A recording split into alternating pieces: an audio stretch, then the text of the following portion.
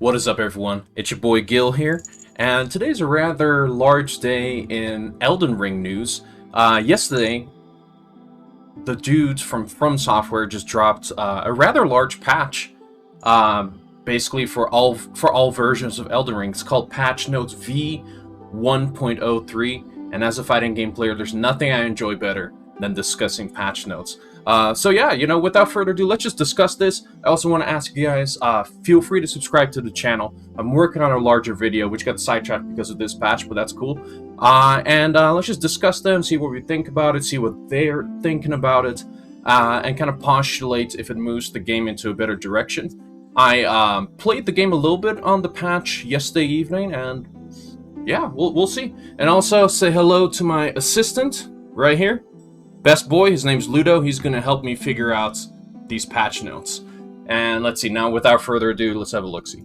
Also, everyone, feel free to put on this video in the background. You can basically treat it as a podcast. But for those that like to enjoy the visuals, I'll also add some visual aids throughout this video, just to kind of like emphasize some points and give some more information. So, let's see. As I said earlier, the targeted platforms, this is just like everything that the game is out. The 2 consoles and Steam. And let's see. First, they begin with the major additions, and some of these are actually really interesting. So let's have a look. First of all, added a function to record an icon and the name of an NPC in the map when you encounter that NPC. First, when I read this, I was like, oh, do I have to kind of like toggle something? But no, it seems like every time you come across an NPC, it will show you where they're at in the world, and even where they move, and it seems to also work retroactively. So if you already met NPCs, all of that will just be automatically updated with this latest update. Then they added a whole new NPC. I've never met him before, Jar Baron. I did a brief Google into him, and yeah, he's a jar dude, so we'll see. And this next point is actually really interesting. It says, added new quest phases for the following NPCs: Diallos, Nefeli Lu, Kenneth Height, Gatekeeper Gostok. And why I find this so interesting is, correct me if I'm wrong, but I've been playing these games since Demon Souls, and I don't ever remember them adding or changing quest lines just with a little patch, rather than, of course they add quest lines with like whole DLC, Artorias of the Abyss, etc., etc., the Ring City, they add stuff, but not with like just a minor, maintenance patch, basically. So that's super interesting, and I have no idea what the changes are. But, I'm sure we'll all figure that out together. They added some summonable NPCs in multiple situations. That's pretty cool. Increase the number of patterns of objects players can imitate while using Mimic's Veil. That's really cool. I'm really excited. I'm really curious how much they've expanded it, but that's always just like a fun little spell. And here, most importantly, they added night background music for some open field area. I have no idea, but more music, please. Now here they have a pretty large list of bug fixes. I won't go through all of these. One of the most exciting changes is right here, actually. Fixed a bug which causes some weapons to have incorrect scaling after strengthening. I've never pushed my weapon to plus 25, but I've had some friends complain that actually keeping your weapon at plus 23 or plus 24 or something, it's actually stronger than pushing it all the way to up to plus 25. Just something with the math they messed up on, but it looks like they fixed that now. Let's see, there's something else that was super interesting. Adjusted the visual effect of Unseen Form spell. That's mainly interesting to me because I just find that a fun spell to use. Probably it's supposed to kind of like make you more stealthy, but the visuals kind of like, it doesn't. It could use some work, so hopefully it kind of makes you more invisible looking. And this one right here is super interesting. Deleted the ragged armor set from the game, which was mistakenly obtainable in previous patch. I don't think I had the ragged armor set, but you guys let me know if you had this, is it just gone now? Like if you were using it, it's just out of your inventory. That's what it reads as, and that's probably what makes sense, but I'm also kind of like, wow. What if that was someone's favorite set of armor, and now they just log into the game and their character's naked? Who knows? Let's see. Fix the bug that causes incorrect stat parameters for some armor. So these are all great bug changes. Text fixes, I'm super interested about that. We're not sure You know, and we're not sure if that has any ramifications on lore. Who knows? It's probably just typos, right? It's probably typos that they changed. And then here's a big one, the vague other performance improvement and bug fixes. As many of you guys know, the PC version leaves some to be desired, and even I heard the PS5 version and Xbox Series X, uh, they kind of like don't run at 60 FPS despite they should probably be capable of doing that. They don't say how they fixed it. I did a bit of testing compared to the last patch, which actually helped me out a lot, but I heard that I'm kind of like in the minority for that. But compared to the last patch, I can push up my graphics even higher, enable some more things. I think depth of field was one of them that just like caused a lot of issues for a lot of people. But now, just I can play it on higher graphics. I'm playing with the same frame rate that I was doing it before this patch. So that's probably good. Let me know how these bug and performance improvements affect you guys.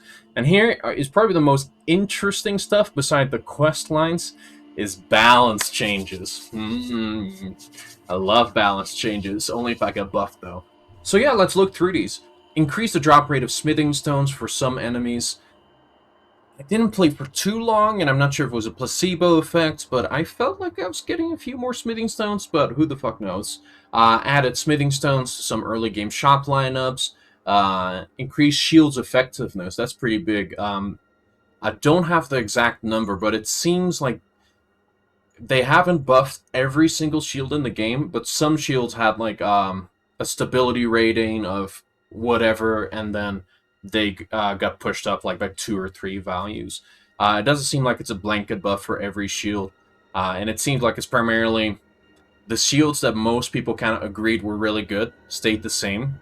So I guess it's just in an attempt. Most of these balance changes are kind of in an attempt to have players pick more skills, more weapons, have a larger variety of things to pick from. Increase the damage for all offensive crackpot items. That's really cool.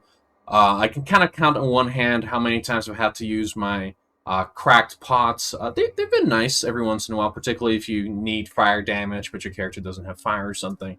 But it's cool that it's going to be more worthwhile to be used. Increase the damage for the following items: Spark Aromatic and Poison Spray Mist. Increase the effect duration for the following items: Uplifting Aromatic, Iron Jar Aromatic. I believe all of those can be created in crafting, so they're just making crafting more worthwhile. Increased HP healing for Torrent when using the following items, so the raisins. I can actually count on one hand how many times I've used that as well.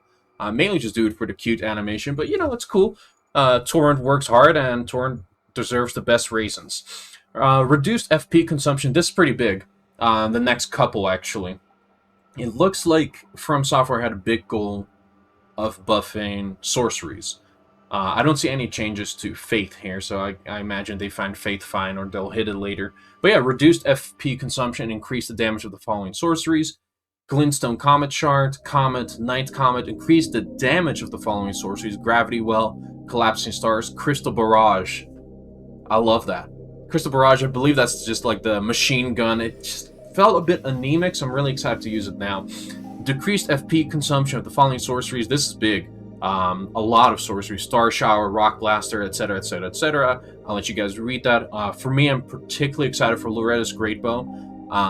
I've been enjoying it. It's good. It has been good, but I did find that it drained my mana a bit too hard. I don't know the exact number changes, but that should be exciting for all of these spells that have been buffed here. And then right here, my friend on Discord, he's been raving about that raised projectile speed and range of Great Glintstone Shard. He says it's super buff now. I don't have to spell myself. It just like says it's very fast, it's very far ranging, so that should be exciting. But here we begin with some nerfs.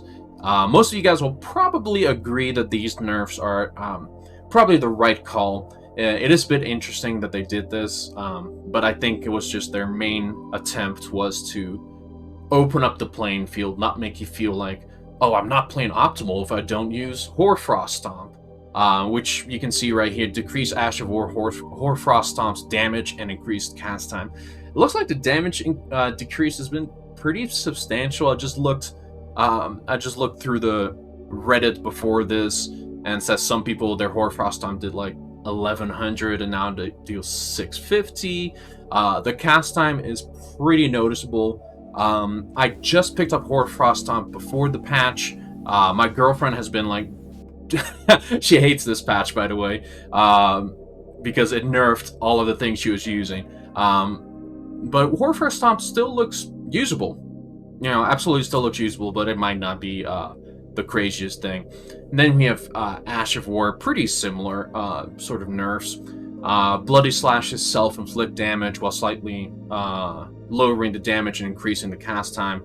Okay, so it takes more health and it takes longer to get out. And that was also the thing about Hoarfrost Stomp that was so good, which is still good about it actually. Its mana cost, its FP cost.